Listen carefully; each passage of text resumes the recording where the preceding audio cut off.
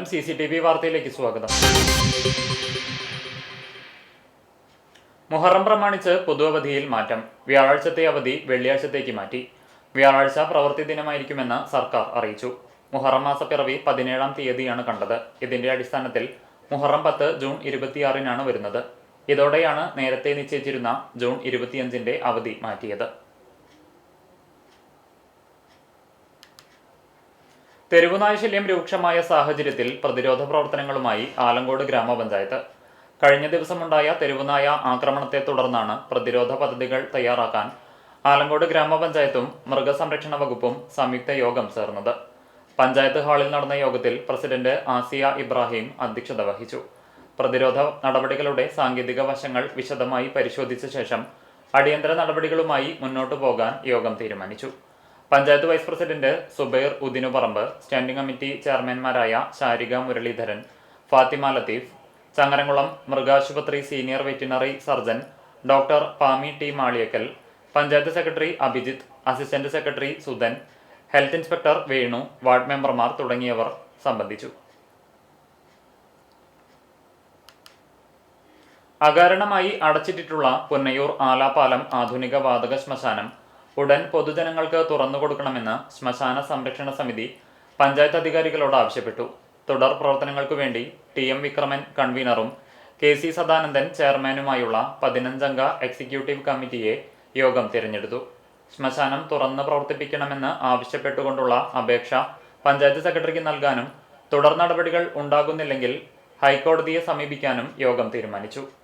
മുൻ panchayat president TV Surendran യോഗം ഉദ്ഘാടനം ചെയ്തു.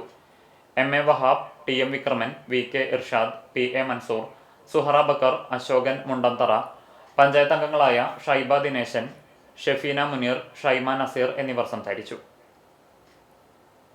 PM ശ്രീ പദ്ധതിയെ ചൊല്ലി നിയമസഭയിൽ ഭരണ പ്രതിപക്ഷ പോര്. P പ്രസാദ് കൊണ്ടുവന്ന അടിയന്തര പ്രമേയ നോട്ടീസ് വിദ്യാഭ്യാസ മന്ത്രി N ഷംസുദ്ദീന്റെ വിശദീകരണത്തിന്റെ അടിസ്ഥാനത്തിൽ തള്ളി.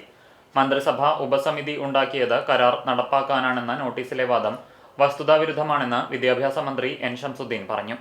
കരാറിൽ ഒപ്പിടാൻ തയ്യാറാണെന്ന് കാണിച്ച് മുൻ ഇടതുപക്ഷ സർക്കാർ 2024-ൽ കേന്ദ്രത്തിന് കത്തയച്ചിരുന്നു. ഇരുട്ടിന്റെ മറവിൽ ഒപ്പിട്ട കരാറിൽ നിന്ന് പിന്മാറാൻ അവകാശം കേന്ദ്ര സർക്കാരിന് മാത്രമാണെന്നും വിദ്യാഭ്യാസ മന്ത്രി വ്യക്തമാക്കി. സംസ്ഥാന താൽപര്യം ബലികഴിച്ചാണ് അന്ന് LDF കരാർ ഒപ്പിട്ടത്. LDF കാലത്തെ പോലെ നിഗൂഢമായ പ്രവർത്തനങ്ങളൊന്നും UDF നടത്തുന്നില്ല. നിലവിൽ LDF വിവാദമുണ്ടാക്കുന്നത് തങ്ങളുടെ ജാള്യത മറയ്ക്കാനാണ്.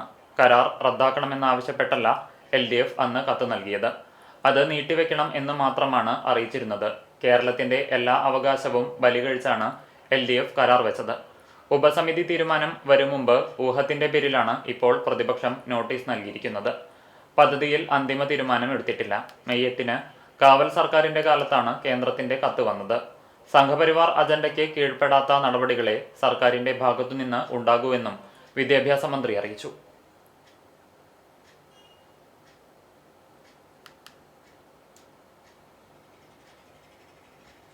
CPMന്റെ നേതൃത്വത്തിൽ നടത്തുന്ന കുന്നംകുളം ഏരിയ തല സംയോജിത കൃഷി ആരംഭിച്ചു. പെരുമ്പിലാവിൽ ഒരേക്കർ സ്ഥലത്ത് 5 തരം പച്ചക്കറികളാണ് കൃഷി ചെയ്യുന്നത്. കൃഷി ഇറക്കലിന്റെ ഉദ്ഘാടനം സംയോജിത കൃഷി ജില്ലാ കോർഡിനേറ്ററും CPM ജില്ലാ സെക്രട്ടേറിയറ്റ് അംഗവുമായ M ബാലാജി നിർവഹിച്ചു. ഏരിയ സെക്രട്ടറി K കൊച്ചനിയൻ അധ്യക്ഷനായി. ജില്ലാ കമ്മിറ്റി അംഗം Usha Prabhukumar, Karshaka Sangham area secretary KB Jayan, panchayat പ്രസിഡന്റുമാരായ MP Sajeev, Bindu Dharman, CPM area committee അംഗങ്ങളായ MN Muraleedharan, MV Prasanth, Padmam Venugopal, local secretary KE Sudheer എന്നിവർ സംസാരിച്ചു. ജൂൺ 27 മുതൽ ഏരിയയിലെ 1500 വീടുകൾ ഉൾക്കൊള്ളുന്ന 30 ക്ലസ്റ്ററുകളിലായി പച്ചക്കറി കൃഷിയും ലോക്കൽ കമ്മിറ്റിയുടെ നേതൃത്വത്തിലുള്ള സംയോജിത കൃഷിയും ആരംഭിക്കും. അന്താരാഷ്ട്ര ഒളിമ്പിക്സ് ദിനാചരണത്തോടനുബന്ധിച്ച് പഴഞ്ഞി MD കോളേജ് കായിക വിഭാഗവും കോളേജ് യൂണിയനും സംയുക്തമായി കോളേജ് മൈതാനത്ത് സൗഹൃദ ഫുട്ബോൾ മത്സരം സംഘടിപ്പിച്ചു. ലഹരിമുക്ത ക്യാമ്പസ് എന്ന ലക്ഷ്യത്തോടെ ലഹരിക്ക് നോ പറയാം, കായിക ജീവിതത്തിന് യെസ് പറയാം എന്ന സന്ദേശം ഉയർത്തിപ്പിടിച്ചായിരുന്നു മത്സരം. യൂണിവേഴ്സിറ്റി താരങ്ങൾ അണിനിരന്ന MD കോളേജ് ടീമും മുൻ സന്തോഷ് ട്രോഫി ISL താരങ്ങൾ ഉൾപ്പെട്ട 11-നും തമ്മിലായിരുന്നു ആവേശകരമായ പോരാട്ടം. മത്സരത്തിൽ പങ്കെടുത്ത ദേശീയ ഫുട്ബോൾ താരങ്ങളായ MS ജിതിൻ, ശ്രീകുട്ടൻ എന്നിവരെയും കോച്ചായ ആനന്ദ് ബാബുവിനെയും ചടങ്ങിൽ പൊന്നാടയണിയിച്ച് ആദരിച്ചു. തുടർന്ന് നടന്ന വാശിയേറിയ മത്സരത്തിനൊടുവിൽ വിജയികൾക്കുള്ള ട്രോഫികളും സമ്മാനങ്ങളും വിതരണം ചെയ്തു. പ്രദേശത്തെ കായിക പ്രേമികളും രക്ഷിതാക്കളും പൊതുജനങ്ങളും വിദ്യാർത്ഥികളും പങ്കെടുത്തു. ചരമം: മറ്റം ചേലൂർ തലക്കോട്ടൂർ പൊറിഞ്ചു സാറ നിര്യാതയായി. 84 വയസ്സായിരുന്നു.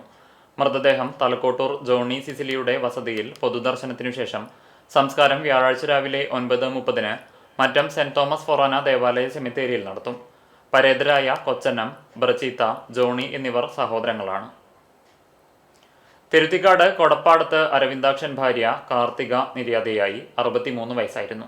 സംസ്കാരം കുന്നംകുളം നഗരസഭാ ക്രിമിറ്റോറിയത്തിൽ നടത്തും. സബിത മകളാണ്. കുന്നംകുളം കാക്കാട് സ്രാമ്പിക്കൽ ജെയിംസ് ഭാര്യ റീന നിര്യാതയായി. 54 വയസ്സായിരുന്നു. സംസ്കാരം ബുധനാഴ്ച ഉച്ചതിരിഞ്ഞ് 3 മണിക്ക് ആത്താറ്റ് സെന്റ് മേരീസ് കത്തീഡ്രൽ പള്ളി സെമിത്തേരിയിൽ നടത്തും. ജെറിൻ, ജന്നറ്റ്, ഹന്ന എന്നിവർ മക്കളാണ്. കണ്ടാണശ്ശേരി കൊടക്കാട്ടിൽ വാസുവൈദ്യരുടെ ഭാര്യ കമലാക്ഷി നിര്യാതയായി. 91 വയസ്സായിരുന്നു. സംസ്കാരം വ്യാഴാഴ്ച രാവിലെ 9 വീട്ടുവളപ്പിൽ നടത്തും. ഡോക്ടർ മജ്നു, ലീന, വാസന്തി, ഡോക്ടർ മനോജ് എന്നിവർ മക്കളാണ്. ഇതോടെ വാർത്താ ബുള്ളറ്റിൻ പൂർണ്ണമാകുന്നു. നമസ്കാരം.